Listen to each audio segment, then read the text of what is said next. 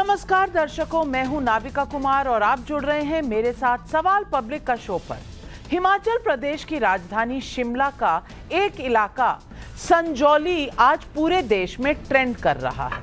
सैकड़ों हिंदूवादी प्रदर्शनकारी शिमला में संजौली की मस्जिद के अवैध निर्माण के विरोध में सड़कों पर उतरे थे। इस अवैध निर्माण के आरोपों का मुद्दा हिमाचल की विधानसभा में उठने से तूल पकड़ चुका है। हिमाचल प्रदेश की विधानसभा में पंचायती राज मंत्री अनिरुद्ध सिंह ने कहा है कि मस्जिद सरकारी जमीन पर बनी है, जिसका मुकदमा 2010 से चल रहा है, लेकिन 2010 से 2019 के बीच अवैध तरीके से मस्जिद 4 मंजिला बन गई। उन्होंने विधानसभा में यह भी कहा है कि हिमाचल प्रदेश में रोज रोहिंग्या और जमात वाले घुस रहे हैं। हिमाचल के मंत्री के इस तेवर पर AIMIM नेता असदुद्दीन ओवैसी का बयान है, क्या हिमाचल की सरकार बीजेपी की है या कांग्रेस की? हिमाचल की मोहब्बत की दुकान में नफरत ही नफरत, ये वीडियो में हिमाचल का मंत्री भाजपा की जुबान में बोल रहा है। संघियों के सम्मान में कांग्रेसी मैदान में भारत के नागरिक मुल्क की किसी भी हिस्से में रह सकते हैं, उन्हें रोहिंग्या और बाहरी बुलाना देश विरोधी है। हालांकि मामला बढ़ने के बाद आज हिमाचल प्रदेश के मुख्यमंत्री सुखविंदर सिंह सुक्खू का बयान है कि किसी मंत्री ने क्या बयान दिया हमको इसमें नहीं जाना चाहिए, उनको भी संयम रखना चाहिए, यानी कि मामला कंट्रोल करने की कोशिश। सवाल पब्लिक का है कि क्या संजौली की मस्जिद में अवैध निर्माण के आरोपों पर मजहब ढूंढा जा रहा है? हिमाचल में आज अवैध निर्माण के आरोपों पर नफरत वाला एंगल देखा गया तो उधर यूपी में हुए एनकाउंटर में अखिलेश यादव ने जाति देख ली। एनकाउंटर में जाति कार्ड आने का ये पूरा मामला आगे बताऊंगी, लेकिन अवैध निर्माण में धर्म और अपराधी के एनकाउंटर में जाति देखने की ये पॉलिटिक्स है क्या? मोहब्बत की दुकान में अवैध पर फैक्ट चेक या नफरत? यही है आज सवाल पब्लिक का।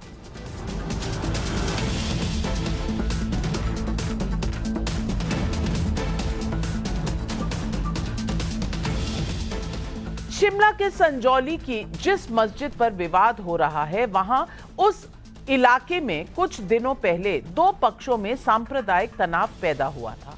पुलिस ने इस मामले में FIR दर्ज की और 6 लोग गिरफ्तार हुए, जिनमें 2 नाबालिग भी हैं। लेकिन हिंदू पक्ष के लोग मान रहे हैं कि संजौली में इस तनाव के पीछे मस्जिद और वहां बढ़ रहा मुस्लिम आबादी, इसलिए पहले से अवैध मानी जा रही मस्जिद को गिराने की मांग ने जोर पकड़ लिया है। इसके बाद बीजेपी विधायक बलबीर सिंह ने विधानसभा में संजौली मस्जिद का मसला उठा दिया। उनके जवाब में हिमाचल के मंत्री अनिरुद्ध सिंह ने जो कहा, उसके बाद पूरे देश को संजौली का विवाद पता चल गया है। सुनिए अनिरुद्ध सिंह, कांग्रेस के नेता और मंत्री का ये बयान। 2019 में सर 4 अतिरिक्त मंजिलों का अवैध निर्माण हो चुका था सर। 2010 में जब केस चल रहा था तो 2019 तक 4 मंजिलें कैसे बनी सर? प्रशासन कहां सो रहा था? म्युनिसिपल कॉर्पोरेशन कहां सो रहा था सर? क्यों नहीं उसको तोड़ा गया उस टाइम? फिर भी सुनवाई कर रहे हैं कि आपने अवैध जो है कंस्ट्रक्शन करी गई। तो क्या प्रशासन से मंजूरी ले गई मस्जिद खोलने की? यहाँ एक बार कोई मंदिर खुले तब जो है प्रशासन पहुंच जाता है। बार बार जो है आ रहा है कि ये तो अवैध है, तो गिराओ। बिजली पानी दूसरों को काट देते हैं, हर किसी का बिजली पानी काट देते हैं एक छज्जा बढ़ाने के लिए भी, तो इतनी बड़ी बिल्डिंग बन गई है तो उनका काट। ये कैसी स्थिति उत्पन्न हो रही है प्रदेश में? जो रोज नए लोग आ रहे हैं, तो जमात वाले आ रहे हैं, कहीं आ रहे हैं जिनका अता पता ही कोई नहीं। क्या ये रोहिंग्या मुसलमान है? मैं खुद अध्यक्ष महोदय 1-2 जनों को जानता हूँ जो बांग्लादेश से आए हैं, उसकी वेरिफिकेशन होनी चाहिए। मैं इस सदन में आपके माध्यम से मुख्यमंत्री महोदय को बोलूंगा। किसी अवैध मस्जिद पर किसी कांग्रेस सरकार के मंत्री का ये तेवर बहुत रेयर है, कभी नहीं देखा होगा आपने। इसलिए ओवैसी को ये कहने का मौका मिला है कि हिमाचल की मोहब्बत की दुकान में नफरत ही नफरत। सांप्रदायिकता को खुलकर आने में लज्जा आती है, इसलिए वो कांग्रेस का शॉल ओढ़कर आती है। इस बीच जब मुख्यमंत्री सुक्खू, जो कल विधानसभा में अनिरुद्ध सिंह के बयान के समय सोते नजर आ रहे हैं, आज उन्होंने संयम की बात की। लेकिन अनिरुद्ध सिंह आज संजौली इलाके में गए, उन्होंने साफ कहा कि मस्जिद और मंदिर की बात नहीं है, बात है वो अवैध है। जल्द ही कार्रवाई होगी। दस्तावेजों में जमीन पर हिमाचल सरकार का मालिकाना हक है, जबकि वक्फ बोर्ड का उस पर कब्जा दिखाया गया है। इस बीच मस्जिद को अवैध बताकर विरोध करने वाले संजौली के लोग क्या कह रहे हैं, ये भी आपको सुनवाती। हमारे को बहुत ज़्यादा दिक्कत है क्योंकि लोग यहाँ पे खड़े होकर, हमारा घर ये सामने ही है, यहाँ पे लोग खड़े हो जाते हैं और कमेंट पास करते हैं और बोलते हैं कि हमारी नजरें हैं, हम जो मर्जी कर सकते हैं, तुम्हारे को क्या है। इसलिए हमारे को वहाँ पे अपने कर्टन बंद करके रहना पड़ता है। पुराने टाइम में भी लोग नमाज पढ़ते थे, 8-10 लोग, 15-20 फैमिलीज होती थी, आते थे जाते थे, कोई दिक्कत नहीं थी। अभी भी है वो लोग, पर वो लोग यहाँ नजर नहीं आते। अब तो सारे नए चेहरे नजर आ रहे हैं, मैक्सिमम लोग बाहर से हैं। और ये टॉयलेट्स हैं, इसके डोर ओपन रखे, इनके टॉयलेट्स के जो डोर है वो हमारे विंडो की तरफ है, तो ये डोर जब वजू करते हैं, 5 टाइम आते हैं वजू करने के लिए, तो ये डोर खुले रखते हैं। टॉयलेट्स यूज करते हैं, ओपन टॉयलेट यूज करते हैं, डोर बंद नहीं करते, वो भी हम इनको बोल के डोर बंद करवाते हैं। हिमाचल के संजौली में अवैध निर्माण के आरोपों पर मजहब आ गया तो यूपी में एक पुलिस एनकाउंटर में जाति ढूंढी गई है। यूपी के सुल्तानपुर में 28 अगस्त को ज्वेलरी शॉप पर हुई डकैती के आरोपी मंगेश यादव का आज सुबह एनकाउंटर का दावा यूपी पुलिस ने किया। मंगेश यादव के एनकाउंटर के बाद अखिलेश यादव ने एक्स पर लिखा, लगता है सुल्तानपुर की डकैती में शामिल लोगों से सत्ता पक्ष का गहरा संपर्क था, इसलिए तो नकली एनकाउंटर से पहले मुख्य आरोपी से संपर्क साधकर सरेंडर करा दिया गया और अन्य सपक्षीय लोगों के पैरों पर सिर्फ दिखावटी गोली मारी गई और जात देखकर जान ली गई। ज्वेलरी शॉप से 1.5 करोड़ कैश और ज्वेलरी की लूट के अगले दिन वारदात के मास्टरमाइंड बताए जा रहे विपिन सिंह नाम के आरोपी ने कोर्ट में सरेंडर किया था। दुर्गेश प्रताप सिंह नाम का आरोपी भी कोर्ट में सरेंडर कर चुका है। मंगलवार को पुलिस ने पुष्पेंद्र सिंह, त्रिभुवन कोरी उर्फ लाला और सचिन सिंह नाम के 3 आरोपियों को एनकाउंटर के बाद गिरफ्तार करने का दावा किया। लूटकांड के चौथे आरोपी अभी भी फरार है।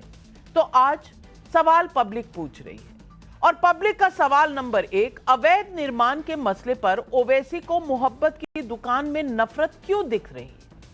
क्या पहाड़ी राज्यों की डेमोग्राफी बदलने का खुला खेल हो रहा है? अपनी सरकार के मंत्री का साथ देंगे राहुल गांधी? क्या अवैध निर्माण के आरोपों पर धर्म और माफिया के एनकाउंटर पर जाति पूछी जा सकती है? यही सवाल आज पब्लिक पूछ रही है और इन सवालों के जवाब देने के लिए आज हमारे साथ जुड़ रहे हैं बीजेपी के राष्ट्रीय प्रवक्ता राकेश त्रिपाठी, कमलाकर त्रिपाठी नेता है कांग्रेस पार्टी के, तारिक खान प्रवक्ता हैं समाजवादी पार्टी के, हाजी मेहरदीन रंगरेज प्रवक्ता हैं AIMIM के, डॉक्टर सईद रिजवान अहमद राजनीतिक विश्लेषक और एडवोकेट हमारे साथ जुड़ रहे हैं और वरिष्ठ पत्रकार आशुतोष जी भी हमारे साथ आज जुड़ रहे हैं। आप सबका स्वागत है। लेकिन कमलाकर त्रिपाठी जी, आज मैं पहला सवाल आपसे ही पूछूंगी। अब डेमोग्राफी चेंज की बात तो मंत्री आपके कह रहे हैं हिमाचल में, अवैध मस्जिद की बात भी वही कर रहे हैं कि जो सरकारी जमीन है उस पर अवैध कब्जा किया हुआ है। मैं आपसे पूछना चाहती हूं, अगर अवैध कब्जा हुआ है किसी जमीन पर, चाहे वो मंदिर हो चाहे वो मस्जिद हो, इसमें धर्म कहां से आ जाता है और धर्म की बात कहां से आ जाती है? क्या कोई अवैध कंस्ट्रक्शन धर्म मानता है या कानून मानता है और लिखा पढ़ी मानता है, संविधान मानता है?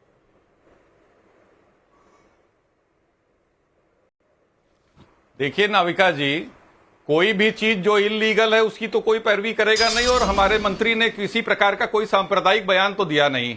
आप दूसरे के बयानों की बात करेंगे तो उस पर मैं कोई टिप्पणी करने को अपने आप उपयुक्त नहीं समझता हूं।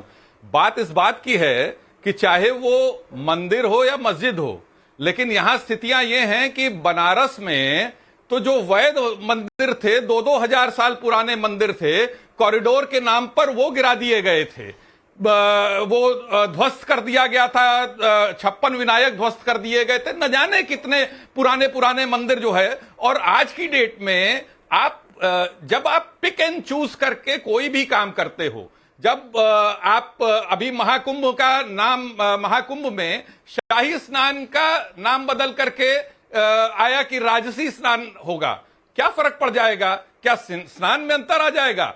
आपको पोलराइजेशन की पॉलिटिक्स करनी है, इसलिए आप इस तरह के आडंबर करते हो। कांग्रेस ने कभी भी इस तरह की राजनीति की बात ही नहीं की। जो भी चीज अवैध है, गलत है, वो गलत तरीके से ट्रीट होनी, उसको तो सही किया जाना चाहिए। से अगर थी तो मुख्यमंत्री ने क्यों कहा संयम बरतना चाहिए? हिमाचल की बात आप कर नहीं रहे, आपको बनारस याद आने लगता है, आपको तमाम देश के दूसरे इलाके याद आने लगते हैं। लेकिन पूछूंगी राकेश त्रिपाठी जी आपसे। अब कमलाकर त्रिपाठी जी, आपके 60 सेकंड हो गए पूरे, अब राकेश त्रिपाठी जी से सवाल पूछेंगे। राकेश त्रिपाठी जी, अब डिफेंस में भी कांग्रेस पार्टी, ऑफेंस में भी कांग्रेस पार्टी, उन्हीं के मंत्री कह रहे हैं अवैध है, इसको हटा दिया जाएगा। उन्हीं के मुख्यमंत्री कह रहे हैं अरे भाई ये तो पूरे फॉर्मूला देश में अपीजमेंट का जो चल रहा है उसका क्या होगा। अब कांग्रेस में ही जब दो फांक हो गई है, तो मुझे ये बताइए कि अवैध में धर्म कहां से घुस गया? लेकिन अविका, पहले ही सवाल में आज गला सूखने लगा कांग्रेस के प्रवक्ता का। सवाल कठिन था, मैं जानता हूं कि हिमाचल की परिस्थितियां भिन्न है, क्योंकि हिमाचल में बड़ी संख्या में मुस्लिम आबादी नहीं है, वोट बैंक नहीं है, इसलिए हिमाचल के कांग्रेस के मंत्री ने वहां सच स्वीकार कर लिया कि मस्जिद अवैध तरीके से बना हुआ है, अवैध जमीन पर बना हुआ है। लेकिन अब इस सच को देश भर में कांग्रेस स्वीकार नहीं कर सकती है, क्योंकि देश भर में तो उनका एजेंडा यही है। वो इस बात के लिए मानते हैं कि ये तो बात भारतीय जनता पार्टी करती रही है, ये बात कांग्रेस ने कैसे कर दी? तो ये बात ना उगलते बन रही है ना निगलते बन रही है, इसलिए कांग्रेस के लिए थोड़ी मुश्किल है। हम इस बात को बार बार दोहराते रहे हैं कि कोई भी बिल्डिंग इलीगल तरीके से बनी है तो निश्चित तौर पर उसको विधि की परिधि के दायरे में बुलडोजर से ढहा देना चाहिए, कानून सम्मत तरीके से उसको गिरा देना चाहिए। अवैध कुछ भी बर्दाश्त इस देश में नहीं किया जाना चाहिए, जो वैध होगा वो चलेगा। अवैध किसी प्रकार की गतिविधि में संलिप्त कोई भी व्यक्ति हो, उस पर कार्रवाई होगी, बिना जाति देखे, बिना मजहब देखे, बिना उसका किसी राजनीतिक पक्ष पार्टी से जुड़ाव देखे हुए, बिना कोई भेदभाव के बिना, पारदर्शिता के साथ। ये भारतीय जनता पार्टी कहती रही है, लेकिन अब तक कांग्रेस कम्युनल बताती थी, आज फंस गए हैं। हिमाचल में इनके ही मंत्री ने आज जब ये बात कह दी, तो देश भर में कांग्रेस के लिए कहने के लिए अब कोई लाइन नहीं बची है, तो गला सूख रहा है। तो इसीलिए तो असदुद्दीन ओवैसी साहब ने पकड़ ली इनकी बात। आज सिर्फ बीजेपी सांप्रदायिक नहीं है, बल्कि हाजी मेहरुद्दीन रंगरेज साहब, आज कांग्रेस भी डिक्लेयर हो गई है कि वो भी सेक्युलर नहीं है, वो भी सांप्रदायिक काम करती है। अब मुझे ये बताइए कि अवैध या वैध में कोई फर्क होता है या नहीं? और असदुद्दीन ओवैसी साहब, बैरिस्टर साहब तो सब जगह कॉन्स्टिट्यूशन, संविधान की कॉपी उठा के घूमते हैं। अब अगर अवैध है, रूल्स के खिलाफ है, कानून के खिलाफ है, तो उनको मजहब क्यों नजर आ रहा है? देखिए नमिता जी, हिमाचल के जो हमारे मंत्री हैं कांग्रेस के, वो कह रहे हैं कि ये अवैध है, और उनके पास कहाँ से ये ऑथेंटिक इनके पास रिपोर्ट है, और ये सुप्रीम कोर्ट के वो जज हैं। और दूसरा, ये जो नफरत की राजनीति भाजपा चाहती थी, तुष्टीकरण कर रही थी जो कि हमारे हिंदू भाइयों का, अब कांग्रेस ने भी उसमें जो है छलांग लगा दी। अब कांग्रेस भी हिंदू तुष्टीकरण की राजनीति में आ गई है, और उसका जीती जाती जो मिसाल है वो जो है ये हिमाचल है। आप देखिए, और कांग्रेस की ही सरकार है तेलंगाना में, वहां पर भी मुसलमानों के घरों को तोड़ा जा रहा। तो ये सरकार जो कांग्रेस की सरकार है, वहां पर मैं कहता हूँ सबसे पहले तो ऐसे संघी लोगों को जो आपने अपनी पार्टी में रख रखा है, उनको बाहर निकालिए, उनका इस्तीफा लीजिए। अगर आप बात करते हैं सबके साथ सबका विकास और सबके विश्वास की, और मुसलमान जो है हमारे सारे भाई आपको भर भर के वोट दे रहे हैं, और आप जब उनके मुद्दे की बात आती है तो आप हो जाते हैं कि आप कहते हैं कि ये तो अवैध है। तो बी टीम अगर कोई है तो वो कांग्रेस है, सपा है, बीएसपी है, अदर्स और पार्टियां हैं जो मुस्लिम के मुद्दे पर अपना स्टैंड क्लियर नहीं करती। जब तक कांग्रेस इस जो मंत्री है उसको नहीं हटाती, तो ये इनका भी वही चेहरा है जो बीजेपी का चेहरा है। तो इस पर तुरंत इस पर संज्ञान लेके राहुल गांधी जो मोहब्बत की दुकान खोले बैठे थे, अब उन्हीं के लोग, उन्हीं की नफरत की दुकान जो उनकी पहले से चलती आ रही थी इसके आजादी के बाद से, वो नफरत की दुकान का आईने की तरह वो साफ हो गया है कि एक सूबे के जो है मंत्री होने के बावजूद वो बता रहे हैं कि अवैध और अवैध निर्माण है। बताइए, क्या वो सुप्रीम कोर्ट के जज हैं? कांग्रेस किस भी तरीके की बात- सांप्रदायिक है, कल तक बीजेपी सांप्रदायिक थी। अब रिजवान साहब आपसे पूछना चाहूंगी, अवैध में धर्म होता है, उधर उत्तर प्रदेश में अगर आप देखें तो एनकाउंटर में जाति आ गई है। मैं कह रही हूं कि इस देश का कानून क्या करेगा अगर हर चीज के लिए कोई ना कोई बहाना फिट कर दिया जाए, कभी धर्म का, कभी जाति का। ये देश को कहीं ना कहीं डिवाइड करने की राजनीति नहीं है? जी हाँ, शुक्रिया। जय हिंद, वंदे मातरम। जहां तक कांग्रेस की बात है, वो तो सही है कि उनकी मोहब्बत की दुकान में सबसे ज्यादा नफरत बसी हुई है, लेकिन अभी शायद कोई रंगरेज बोल रहे थे, मैं सुन रहा था, टीवी नहीं है सामने। मुझे आज तक ये समझ में नहीं आया नाविका कि मुसलमान किस पार्टी और किस देश से खुश हैं। भाजपा से भी नाराज हैं, कांग्रेस से भी नाराज हैं, सपा से भी नाराज हैं, सुना था बीच में दीदी से भी नाराज हो गए थे। तो पहले मुसलमान ये तय कर ले कि किस पार्टी से वो फाइनली खुश है और किस देश में खुश है, क्योंकि मैं भी इंटरनेशनल बहुत पढ़ता रहता हूं, मुझे यही समझ में नहीं आ रहा कि मुसलमान किस देश में खुश है। ओवैसी से खुश है, हमारी पार्टी से खुश है। एक मिनट चुप रहो, मैं बोल रहा हूं, होल्ड करो। हाँ, अब बात आई एमआईएम की। चुप रहो, जहालत ना किया करो चैनलों पे आके, जहालत ना किया करो, ठीक। अब बात आई कि एआईएमआईएम से खुश हैं, तो बंगाल में जमानत जब्त हो जाती है, गुजरात में जमानत जब्त हो जाती है, दिल्ली के चुनाव में जमानत जब्त हो जाती है, यूपी में सबकी जमानत जब्त हो जाती है। इसका मतलब नेशनल टीवी पर बैठ के आप ये बोल रहे हो कि आपसे मुसलमान बहुत खुश है और हर जगह आपकी जमानत जब्त हो जाती है। खैर, मैं मुद्दे पर आता हूं। आज सवाल बीजेपी से भी पूछा जाएगा। आज त्रिपाठी भाई ने यह बोला कि कांग्रेस फंस चुकी है। कांग्रेस तो बाद में फंसी है त्रिपाठी भाई, भाजपा भी फंस चुकी है इस मामले में। धूमल साहब 2007 से 2012 तक आपके मुख्यमंत्री थे। 2010 में इस मस्जिद का पहला वाद दाखिल हुआ था। उसके बाद वीरभद्र सिंह साहब 2012 से 2017 तक आए, जिसमें इस मस्जिद का विस्तार हुआ। उसके बाद जयराम ठाकुर आए 2017 से 2022 तक, जब डबल इंजन की सरकार थी, आप ही के गृह मंत्री थे। तो त्रिपाठी भाई, आज कांग्रेस को छोड़ो, आज आप फंसे हुए हो कि ये अवैध कब्जा भाजपा के पीरियड में 2010 में हुआ, विस्तार कांग्रेस में हुआ, 2017 तक 2022 तक वहां पर लोग आके बसे और आपके मुख्यमंत्री बैठकर शक्ल ताकते रहे। तो आज आप भी देश को जवाब दो कि भैया ये दोहरी राजनीति आज तो आपके लिए भी बचना मुश्किल है। मुस्कुरा आप रहे हैं क्योंकि दो फांक तो कांग्रेस में हो गई, लेकिन आपका क्या रोल रहा? बुलडोजर यूपी में तो चल जाता है, यहां चलने से क्यों रुक गया? मुझे लगता है चलाना चाहिए था, नहीं चला। इसी वजह से शायद हिमाचल में सरकार भारतीय जनता पार्टी की नहीं बन पाई। मैं इस बात को बहुत जिम्मेदारी के साथ कहूंगा कि अगर कहीं कुछ कमियां नहीं रही होती तो भारतीय जनता पार्टी को अपेक्षित सफलता मिली होती। आज कांग्रेस की वहां सरकार नहीं बनी होती, भारतीय जनता पार्टी की सरकार होती। लेकिन हम हर कमियों को स्वीकार करेंगे, हम परिष्कार करेंगे, हम कमियों से मुंह नहीं मोड़ेंगे। कुछ गलत हुआ है तो उसको ठीक करने का काम करेंगे। Very good. तो फिर मैं तारिक खान साहब आपसे पूछना चाहती हूँ। तारिक खान साहब, कभी आप रेकमेंडेशन देते हैं कि जो टेरर अटैक में हो उनको बरी कर दिया जाए, उनके मुंह से, उनके सर से टेररिस्ट का टैग हटा दिया जाए, कोर्ट से बरी कर दिया जाए उनको? और आज अगर किसी चोर को, जिसने एक ज्वेलरी शॉप को लूटा था हाल ही में और 6 FIR हैं उसके ऊपर, वहां आपको मजहब नहीं तो, और ये माफिया जो हैं इनके भी मजहब हुआ करते हैं, इनकी भी जातियां हुआ करती हैं। या चोर माफिया जो हैं उनकी कोई जाति नहीं होती और कानून काम करता है। मैम, प्रॉब्लम कहां हो जाती है जब हम तराजू को वन साइडेड रखते हैं। पता है मैम हुआ क्या? यूपी के मुख्यमंत्री विधानसभा के अंदर खड़े होकर 16 लोगों में से 2 लोगों का नाम ले सकते हैं। इजाजत है, वो अधिकार है। शपथ लिया कि बने बगैर भेदभाव द्वेष के इंसाफ करूंगा, और 2 लोगों का नाम लिया उन्होंने। 15-16 लोग थे। इत्तेफाक से क्या हुआ मैम, जो ये लूट हुई इसमें भी 15-16 लोग हैं, लेकिन कार्रवाई अपराधी में भी आप जाति और धर्म ढूंढ रहे हैं योगी जी। इससे बुरा उस दिन आपका मुख्यमंत्री होना मुझे लगता है नल एंड वॉइड हो गया, जब आप अपनी ही शपथ के अगेंस्ट में चले गए, अपनी ही शपथ के।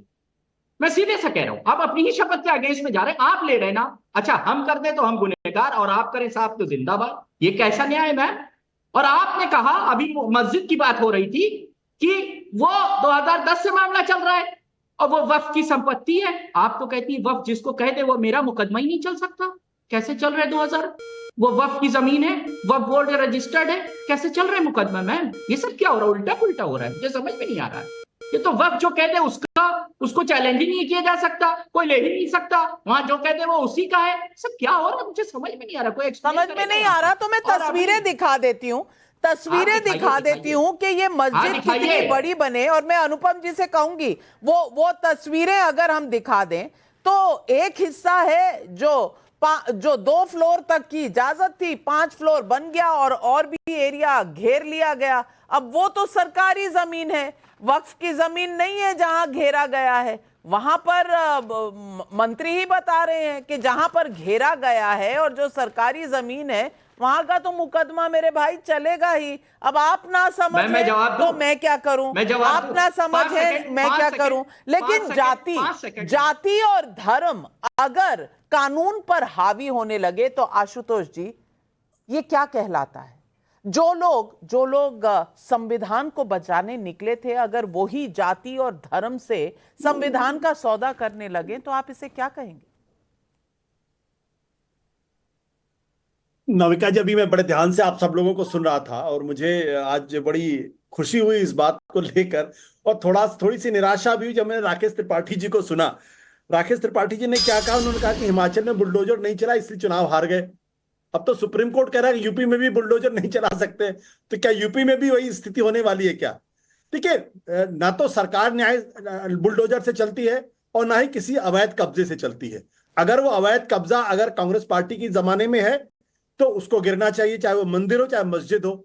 इसमें किसी तरीके का भेदभाव संभव ही नहीं है। और वैसे अवैध किसी भी जगह की हो, कोई भी जगह हो, अभी सुप्रीम कोर्ट ने बहुत स्पष्ट तौर पे कहा है, उन्होंने यहां तक कहा है कि अगर सड़क पर अवैध तरीके से अगर मंदिर भी बना है तो उसको भी गिराना चाहिए। तो मस्जिद कैसे खड़ी रह सकती? पर अगर मस्जिद खड़ी है तो इसका मतलब साफ है उसके पीछे राजनीति है और उसको अगर कांग्रेस पार्टी की शामिल हुई है तो ये भी ठीक बात नहीं है। मेरा तो स्पष्ट तौर पे मानना है, चाहे कांग्रेस पार्टी हो, चाहे भारतीय जनता पार्टी हो, चाहे अवैध जगह पे मंदिर बना हो, चाहे अवैध जगह पे मस्जिद बना हो, चाहे अवैध जगह पे गुरुद्वारा बना हो, चाहे चर्च बना हो, अगर अवैध है, गलत जगह पे बना हुआ है तो उसको हटना चाहिए, इसमें कोई दो राय नहीं है। लेकिन मैं बुलडोजर पॉलिटिक्स के सख्त खिलाफ हूं और यही टिप्पणी सुप्रीम कोर्ट ने की है। और अगर सुप्रीम कोर्ट की टिप्पणी के बाद भी अगर उत्तर प्रदेश के मुख्यमंत्री को अगर बात समझ में नहीं आती है तो यकीन मान लीजिए आने वाले दिनों में सुप्रीम कोर्ट की कड़ी टिप्पणी के साथ साथ कुछ कड़े फैसले भी हो सकते हैं।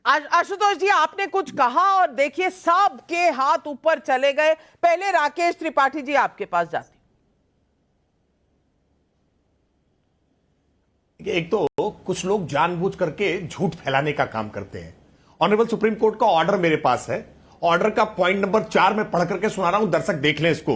We appreciate the stand taken by state of Uttar Pradesh in the affidavit filed by it. तो सुप्रीम कोर्ट तो एप्रिसिएट कर रहा है कि यूपी सरकार ने जो एफिडेविट फाइल किया है उसमें जो स्टैंड लिया है हम उसको एप्रिसिएट करते हैं। ये कब कह दिया सुप्रीम कोर्ट ने कि अब बुलडोजर नहीं चलेगा? कहां कह दिया भाई? 17 तारीख को तारीख लगाई है, सबको इशू नोटिस किया है, सबसे सुझाव मांगे हैं कि क्या इस पर गाइडलाइन बनाए जाने की आवश्यकता है या नहीं है। आपने एक तरफा नैरेटिव गढ़ना शुरू कर दिया। सुप्रीम कोर्ट ने यह भी कहा है कि किसी अनाधिकृत अतिक्रमण की जमीन को हम संरक्षित नहीं कर सकते, लेकिन जानबूझ करके पिक एंड चूज करके गलत तरीके से अर्थ निकाल करके नैरेटिव गढ़ने का जो प्रयास होता है ना, यह सफल नहीं होगा। आशुतोष जी, सुप्रीम कोर्ट ने ऑर्डर नहीं दिया है, तारीख लगाई है, क्या ये नैरेटिव गढ़ने का एक और आपका अप्रोच था? देखिए नविका जी, अब भारतीय जनता पार्टी को पिक एंड चूज करना बहुत अच्छी तरीके से आता, मैं क्या करूं उसके लिए?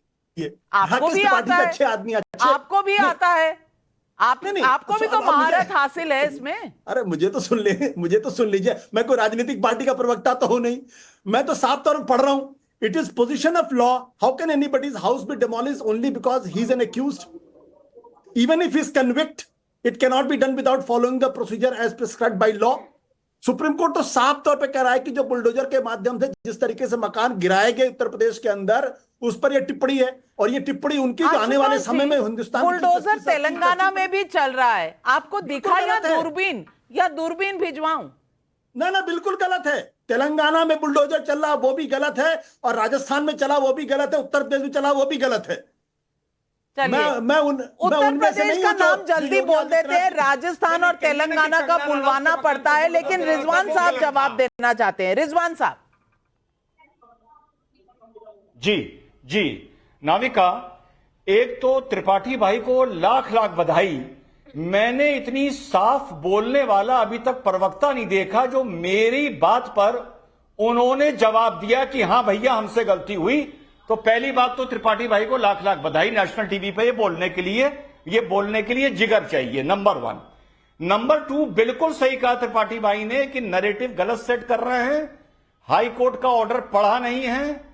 हाई कोर्ट ने स्पष्ट कहा है कि हम अवैध ढांचों की बात नहीं कर रहे हैं, पहली चीज।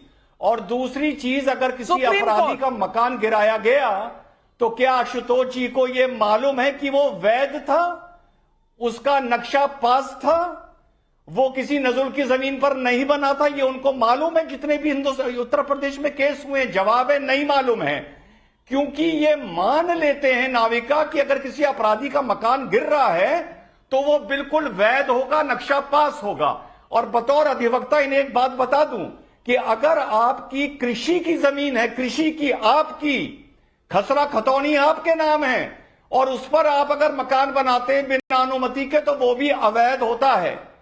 तीसरी बात का जवाब दे दूं, जो उत्तर प्रदेश में लखनऊ में पानी फेंकने की घटना हुई थी, वो मेरे घर से 1 किलोमीटर दूर हुई थी। जब योगी आदित्यनाथ जी ने 2 आदमियों का नाम लिया था, उस टाइम मात्र 3 लोग पकड़े गए थे, बाकी अज्ञात थे। उसके तीसरे, चौथे, 5वें, 7वें दिन 18 लोग पकड़े गए। ये भी फैक्ट ठीक कर लीजिए। और योगी जी ने ये नहीं कहा था नाविका कि क्योंकि ये मुसलमान और यादव थे इसलिए ये अपराध कर रहे थे। उन्होंने सिर्फ नाम लिया था। लेकिन इनकाउंटर के केस में अखिलेश यादव ने स्पष्ट कहा है कि इनकाउंटर जाति देख के हुआ है। अखिलेश यादव का बयान और योगी जी का बयान बिल्कुल आपस में तारिक खान जवाब दीजिए, तारिक खान जवाब दीजिए, दीजिए, क्योंकि अखिलेश यादव जी जब बात करते हैं मंगेश यादव की, तो उन सारे लोगों का क्या जिनके एनकाउंटर हुए थे और वो दूसरी जातियों से थे, उनके लिए तो कोई ट्वीट नहीं आया, उनके लिए कोई बयान नहीं आया, उनका कोई दर्द भी नहीं हुआ। मैम कितनी बचकानी बात की गई। अभी वीडियो पब्लिक डोमेन में आ गया था। अच्छा, ब्लर हो गई आंखें, सारे लोग नहीं दिखे वीडियो में जो पानी फेंक रहे थे। उसमें सिर्फ 2 खास लोग दिखे, बाकी लोग ब्लर हो गए, दिखाई नहीं दे रहे थे। वीडियो आपका यार नहीं होता आदमी। मैं आपके बीच में नहीं बोला था, पड़ता है क्या? मैं आपके बीच में नहीं बोला था डॉक्टर साहब।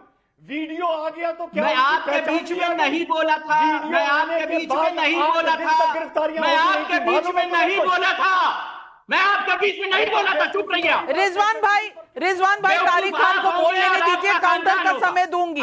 लेकिन तारिक खान साहब, वीडियो में लोगों के माथों पर नाम नहीं लिखा होता, यही बात वो कहना चाह रहे हैं। लेकिन आप अपनी बात खत्म करिए। तुम्हारा बाप बेवकूफ। अरे मेरे भाई नेशनल टेलीविजन पर संयम रखिए, हिमाचल में भी रखिए, यहाँ टेलीविजन पर भी रखिए, उत्तर प्रदेश में भी रखिए। संयम से ही देश आगे बढ़ेगा। लेकिन तारिक खान भाई, आप जो कह रहे हैं वो बात सही है, वीडियो में बहुत लोग दिख रहे थे, लेकिन आइडेंटिफाई जब तक ना हो, लोगों के माथे पे उनका नाम तो नहीं लिखा होता ना। Let me say something ma'am. तो chief minister should have waited for it. उन्हें इंतजार करना चाहिए। इतनी जल्दी थी कि सुबह ही चले गए, लो 2 लोगों का नाम दे दो, ये कैसी बात हुई? और आपके चैनल पे अपने आप को बेवकूफ कहलाना, आप इसको अप्रिशिएट करती होंगे। अभी इन्होंने हमको बेवकूफ कहा, आपने इनको नहीं डांटा और मुझे कह दिया अरे ये सब नेशनल चैनल पे नहीं कर चलेगा। लेकिन तारिक खान भाई, इस माफिया और चोरी के चक्कर में भी कुछ लोग फरार हैं, कुछ लोगों को पैर में चोट लगी है। आपने कैसे तय कर लिया कि एक ही यादव है, बाकी यादव नहीं है? कैसे तय कर लिया कि आप यादव की ही बात करेंगे? राकेश त्रिपाठी जी, इससे पहले मैं आपका जवाब लूं, यहां पब्लिक के बहुत से सवाल आ रहे हैं। भावना का शिमला से सवाल है, हिमाचल के सीएम कह रहे हैं कि मंत्री को संयम रखना चाहिए, तो क्या मंत्री ने कुछ गलत कहा? तो क्या उन पर एक्शन लेंगे? दूसरी तरफ भगवान दास का कोलकाता से सवाल है, कांग्रेस हिमाचल पर फंस गई है, लगता है ओवैसी का नफरत की दुकान वाला तंज तगड़ा है, इसलिए क्या कांग्रेस बैलेंसिंग एक्ट करने की कोशिश कर रही है? राजेंद्र का पटना से सवाल है, योगी राज में तो विकास दुबे का भी एनकाउंटर हुआ और मैंने तो सुना है सुल्तानपुर में कुछ फरार आरोपी भी यादव हैं, फिर योगी की पुलिस पर जाति देखकर एनकाउंटर करने का आरोप कैसे सही है? राकेश त्रिपाठी जी, पहले आप जवाब दे दें लास्ट क्वेश्चन का और फिर मैं कमलाकर जी के से जवाब मांगू। लेकिन नाविका, आपने जब ये शो शुरू किया है ना, तो शो के 10 मिनट पहले अखिलेश यादव ने एक और ट्वीट किया है और इतनी पीड़ा है ना, इतना दर्द है अखिलेश यादव जी को इस एनकाउंटर में मंगेश यादव के मारे जाने का। एक 1995 में बॉलीवुड में फिल्म आई थी राजा, उसका फिल्म का एक गाना था ना कि चोट तुझे आए तो दर्द मुझे होता है, भाई भाई में अक्सर ये होता है। जैसे ही गोली किसी अपराधी को लगती है, सीधा दर्द अखिलेश यादव को होता है। यह अपराधी के बीच में और अखिलेश यादव जी के बीच में न जाने कौन सा कनेक्शन होता है कि वो मातम पुरसी करना शुरू कर देते हैं, छाती पीटना शुरू कर देते हैं। लेकिन उनको शायद नहीं जानकारी होगी, तारिक खान को भी जानकारी नहीं होगी, इस पूरे एनकाउंटर में एक सिपाही भी जख्मी हुआ है। उस सिपाही का नाम नहीं मालूम होगा, उसकी जाति नहीं मालूम होगी, शैलेश राजभर। ये भी पीडीए का हिस्सा है, ये जो पीडीए बताते हैं ना, उस पीडीए का हिस्सा है। सिपाही शैलेश राजभर भी जख्मी हुआ है, लेकिन उस शैलेश राजभर के प्रति आपकी कोई सहानुभूति नहीं होगी। आपकी सहानुभूति तो उमड़ेगी बहुत कस करके उस अपराधी के प्रति मंगेश यादव, जिस पर 1 लाख रुपए का इनाम था, दर्जन भर मुकदमे थे जिसके ऊपर, और प्रतापगढ़, सुल्तानपुर और जौनपुर जैसे जिलों में उसके खिलाफ मुकदमे दर्ज थे। वो ज्वेलर्स के यहां लूट करे, वो अपराध करे, उसको हम दामाद बना करके रखें, उसको हम भोजन कराएं, उसकी हम जाति पूछ करके फूल माला पहनाए। बताओ ना तारिक खान, क्या करना चाहिए ऐसे अपराधी के खिलाफ? जो अपराधी पुलिस पर गोली दागने का दुस्साहस करे, क्या करे पुलिस? हाथ बांध करके बैठ जाए क्या? क्या उनकी आरती करे, पूछे कि आपकी जाति क्या है? अरे आपकी जाति तो कहीं अखिलेश जी वाली जाति तो नहीं है। आप तो सिर्फ पैसे दे रहे, जाइए दूसरी करते हो। जवाब लीजिए, क्या करना चाहिए बताता हूं, क्या करना चाहिए बताता हूं।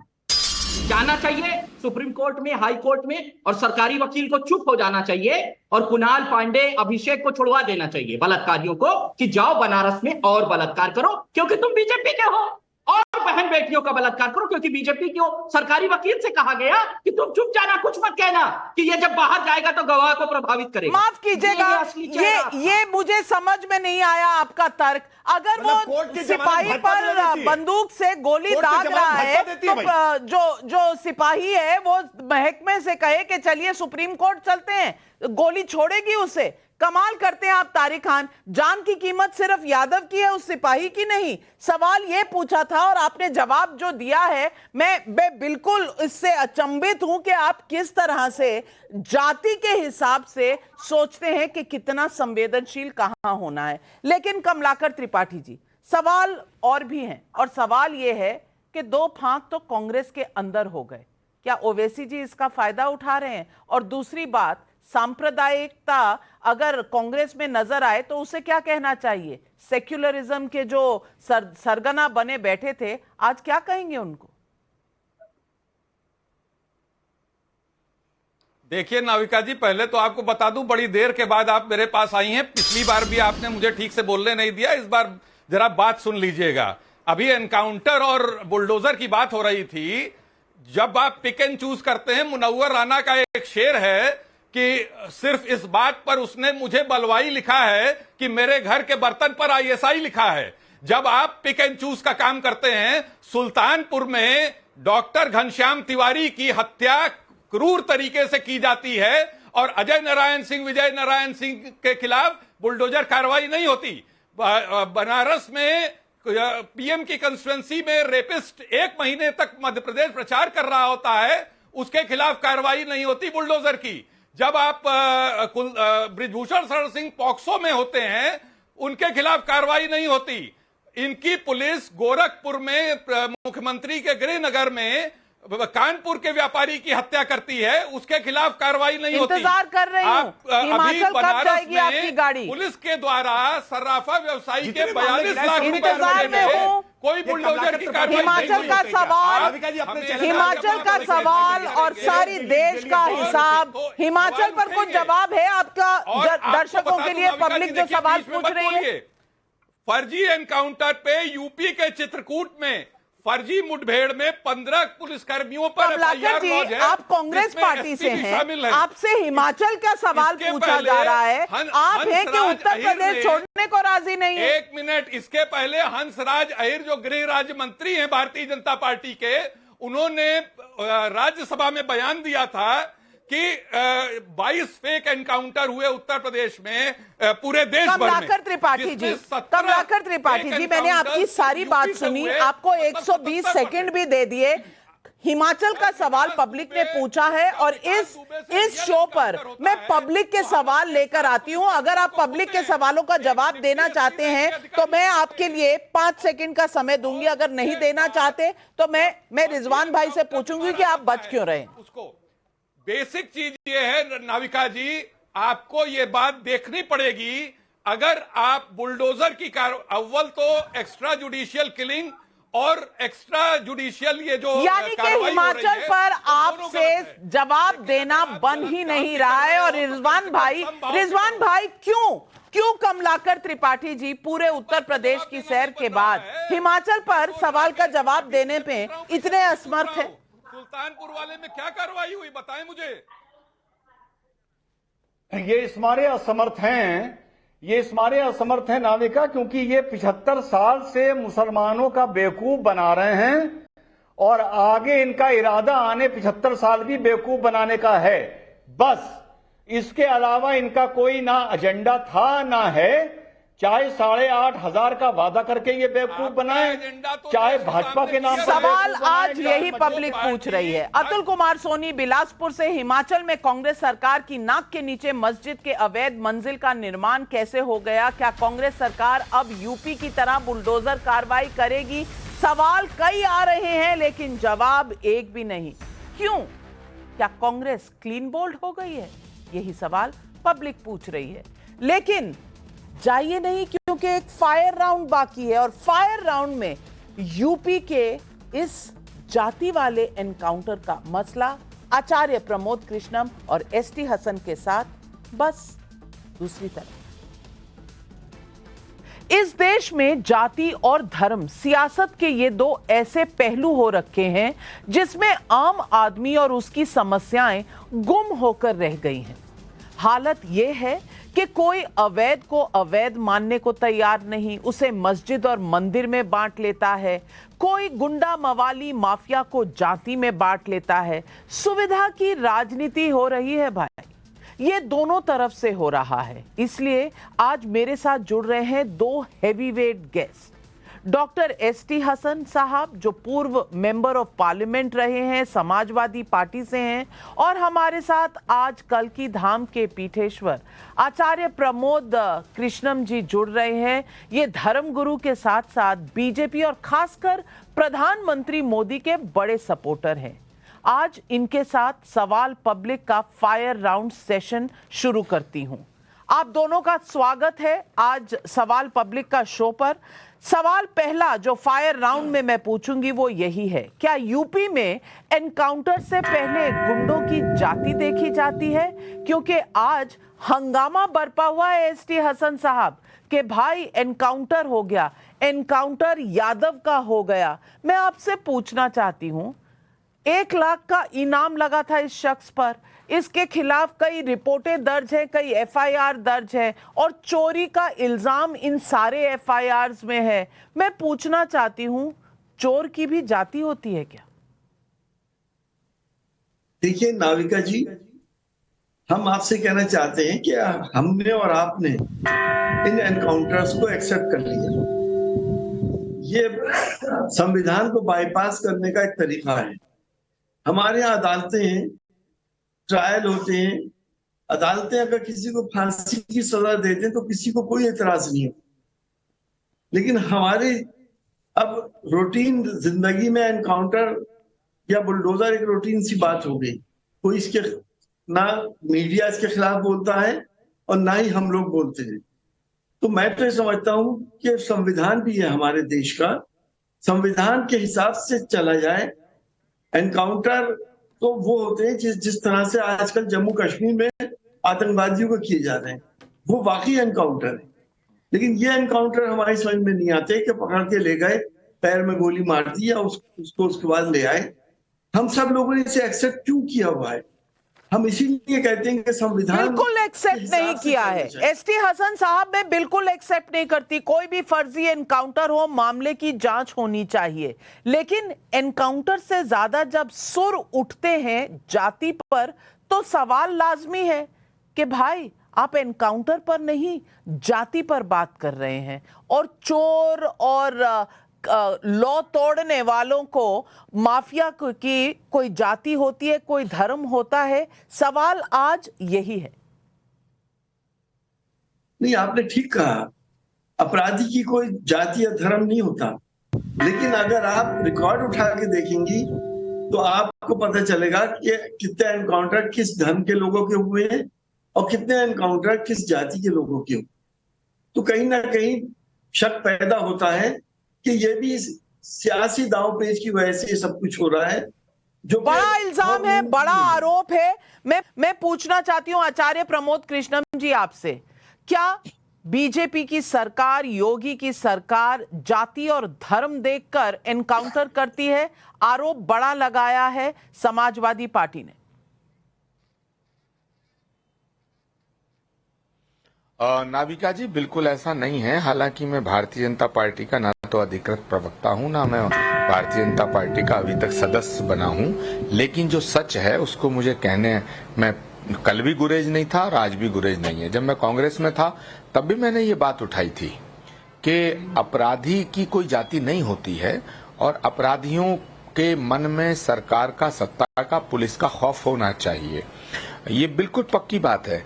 और एक बात और मैं कहना चाहता हूं कि बहुत दिनों बाद उत्तर प्रदेश में, यूं तो सारे मुख्यमंत्री जितने भी रहे हैं वो उनका हम सम्मान करते हैं, लेकिन देश की आजादी के बाद आज तक पहली बार उत्तर प्रदेश को एक योगी के रूप में चीफ मिनिस्टर मिला, एक चरित्रवान मुख्यमंत्री मिला, एक आदर्श मुख्यमंत्री मिला है, एक ईमानदार मुख्यमंत्री मिला है, अपराधियों के खिलाफ सख्त कार्रवाई करने वाला मुख्यमंत्री हमें मिला है।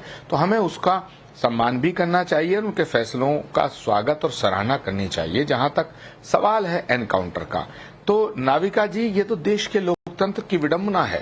संविधान के अंदर लिखा है कि जाति, धर्म और लिंग के आधार पर कोई भेदभाव नहीं बरता जाएगा। लेकिन अफसोस, सारे पार्लियामेंट के टिकट, एमएलए के टिकट, विधानसभाओं के टिकट, मंत्री का पद, ऑफिसरों की ट्रांसफर, पोस्टिंग सब जाति देख के होती है। जब जाति देख करके ये हुआ, और ये सिलसिला कब से शुरू हुआ? एसटी हसन साहब बड़े दानिश्वर इंसान है, मैं बड़ा रिगार्ड करता हूं उनका, और ये काबिले इज्जत हैं, काबिले तारीफ हैं। मुझे बताइए ये जाति का सिलसिला शुरू कब से हुआ? जब समाजवादी पार्टी की सरकारें बनी शुरू में, तो जितने अपराधी थे, किसी को ब्लॉक प्रमुख बनाया गया, किसी को एमएलए का टिकट दिया गया, किसी को लोकसभा में पहुंचाया गया। और यहां तक कि उस समय वो जो गेस्ट हाउस कांड था उसमें मायावती जी ने चीख चीख के कहा था कि समाजवादी पार्टी के गुंडे मेरी हत्या करना चाहते थे और थाना दिया जाता था। आप एसटी हसन साहब से मैं उम्मीद करूंगा कि बिल्कुल सच दिल पे हाथ रख के बोले कि जो थाना दिया जाता था, उस थाने में कौन एसओ होगा, इंस्पेक्टर होगा, उसकी एक जाति देखी जाती थी।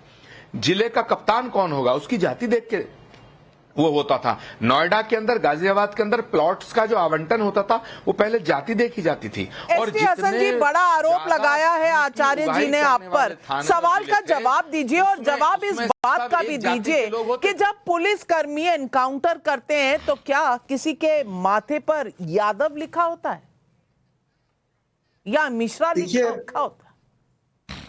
ये हमारी बदकिस्मती है कि हम राजनीति जातियों में और धर्मों में बांट चुके। आज देश की राजनीति में इतना डिग्रेडेशन हो गया है कि हम विकास की बात नहीं करते, हम रोजगार की नहीं करते, हम जाति और धर्म पे चले जाते हैं। अमेरिका में चुनाव हो रहे हैं तो जलवायु परिवर्तन मेन मुद्दा है। हमारे यहाँ क्या मुद्दे होते हैं वो मुझे कहने की जरूरत नहीं है आपसे।